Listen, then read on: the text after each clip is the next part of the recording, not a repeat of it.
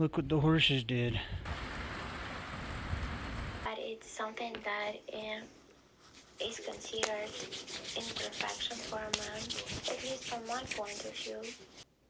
A lot of people assume that I'm an absolute hermit in every way, shape, and form. And while that's true in a lot of ways, there was 7 months, by the way. Like, this will kind of give you an idea how much of a hermit I was. There was 7 months where my phone was off. And it wasn't that I didn't pay the bill. It was that they switched something to do with the towers or something. And I didn't even know. Oh, no. It was like the type of signal that the phone received. They changed it. And I didn't know. And so my phone literally was paid but didn't work for 7 months. And I didn't even think about it. It took 7 months before I was like, I probably should have got a message from somebody by now. And I looked into it. But that was more at the beginning when I first moved out here. I just absolutely loved my solitude. And I do to this day. But I can still choose to talk to the right people. I like to have a handful of people that add to my life and I thoroughly enjoy them rather than having, a bunch of acquaintances. This is gold, and I take it out and build compost. That's this, mixed with the manure I collect from the horses and the pigs and all those things is the gold for the gardens.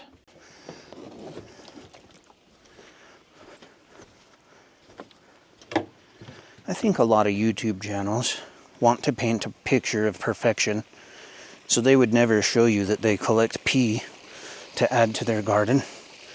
Maybe that feels embarrassing, or, maybe they don't want to be judged or something. But if you've watched any of my content, you probably know. The whole premise for my channel is to show people what it's really like to live off-grid when you're not rich, when it's not scripted. And I've got these two, they're 4x8. They're about 3 feet deep. And they're just full of eggshells and coffee and any scraps I have. And then I take the pee and I go like this. So being a bachelor that I am, I just pee in bottles in the cabin and I poop in a bucket in the cabin.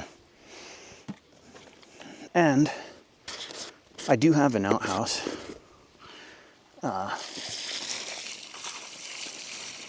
But just in case I ever meet a beautiful Russian woman, I plan to build a 10x20 gym over there. And I've thought about maybe putting a bathroom, just a simple washroom in there, or I could probably just close in part of the deck and do something there. It wouldn't have normal running water, but it would just be basically a bucket, but it would be set up so that it looked like a normal residential bathroom, nice and clean and organized like the cabin. And I could probably just put 2 buckets in there, and you could pee in one bucket and poop in another, use the pee for the compost, and then just take the bucket and empty it in the compost system outside. And that would just be a little more comfortable if I have a woman around. And maybe just a nicer shower, just some basic upgrades. But if people wouldn't want to show you that they put pee in their compost, they certainly wouldn't want to show you that they put poop in a different compost system. But that's just part of the reality. This is my Pell Privy system. I could put a link in the comment section if you want to see exactly how to build this. It's actually inspected and permitted by the county.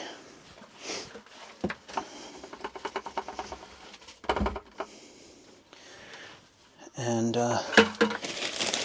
it's just a really easy way to, self-contained systems and whatnot. My homestead is largely about doing everything that I can from the homestead and you know, using things. So this goes in there, it breaks down, I turn it. Maybe every 6 months I empty one of those into a couple wheelbarrows, and I can just go throw it under trees or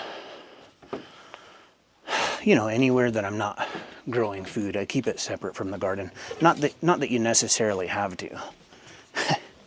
I guess what I mean is, human manure is completely safe if you break it down correctly and whatnot. But I don't think the county wants you to do that. So, oh, you can do whatever you want to. But, you know, it should be pretty safe. But, okay, so next, today I've got to do some laundry.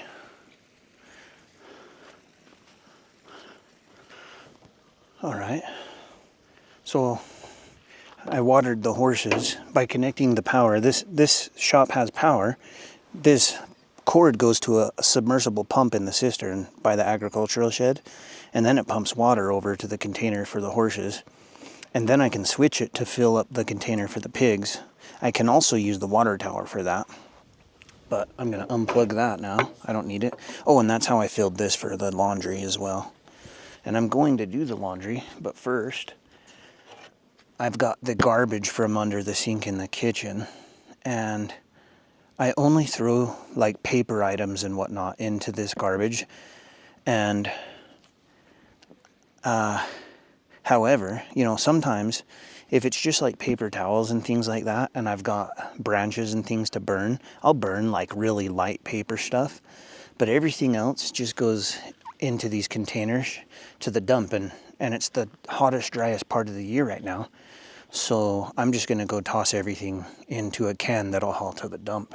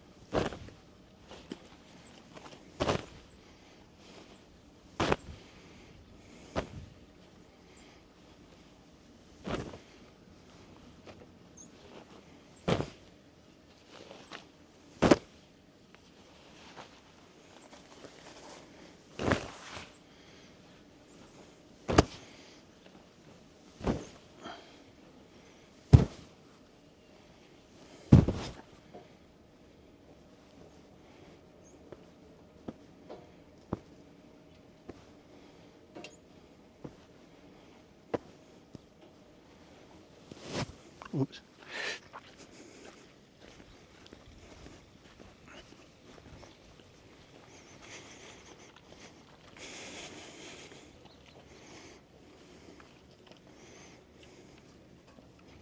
It's supposed to be the hottest day of the year today. It's going to be 100 is what it says. It's been as hot as 105 here before, but not usually only for a day or two usually. Usually doesn't get much above 97. The interesting thing is the variance though. So even on the days where it gets to 97, 99, it's like 60 degrees in the morning. So that difference is what makes both the morning feel cold and the afternoon feel hot.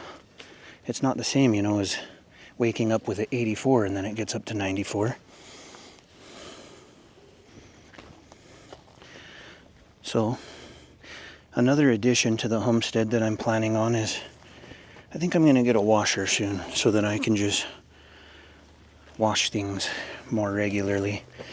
I just couldn't really afford it. I didn't have enough power. I didn't have enough water. But now I do. And so, you know, I don't think there's any shame in, you know, if the other day I broke down, I was 4 miles away. And when you do that, you realize, holy shit, I'm in the middle of nowhere. This could be bad. You suddenly realize how hot and dry and how few people there are. And how are you going to get home? And there's that. You know, I still live in the wilderness. But I don't think there's any shame. I've been out here 6 years. Why wouldn't you just build your home up so that when you're here, in a lot of ways, you just have all the comforts ever. Like, you're going to grow old here. You don't need to make it hard on yourself to prove a point or anything. I like washing my laundry by hand, but there's reasons as you progress to have a washer. You know what I mean? To be able to do your bedding every few days, or you know, in a when you just need it, when you can't get to town to do laundry, or maybe you got too much on your plate, but you still need the laundry done. You don't have to live like an animal. While I did when I started, which was fun too.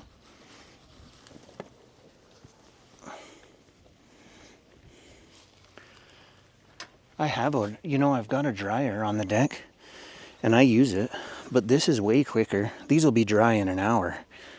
And if I run them in the dryer, I'd have to do 2 loads, and it would take several hours. So why do that?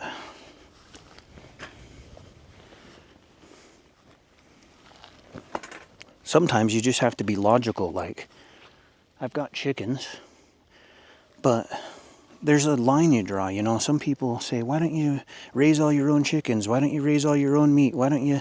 And, you know, I do. I raise 400 pounds of pork because it's the easy way for me to do it. I don't need to have llamas and chickens and goats and pigs and, you know, everything you could think of under the sun. Oh, that little kitty's lost. I'll have to go get it. How'd you get clear over here, huh? Kitty, kitty. Oh.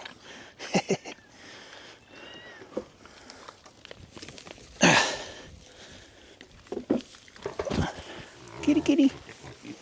I come get you, okay? Oh no, now it's gonna run from me. The one person that's gonna help him. What are you doing over here? Hi.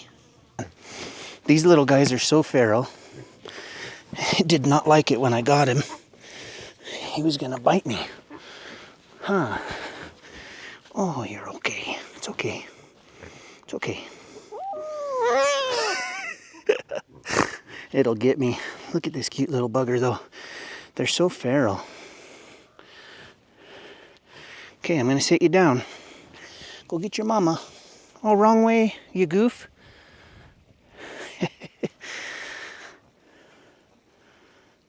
There it goes. Going home. It got into the pig pen and didn't know how to get out.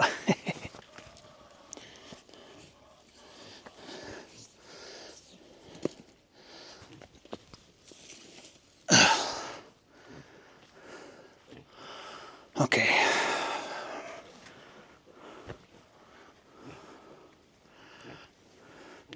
I really got to get this side of the pig pen cleaned out, but I just can't do it myself, so I'll have the guy that I've been hiring to do help. I'll ask him if he'll do it.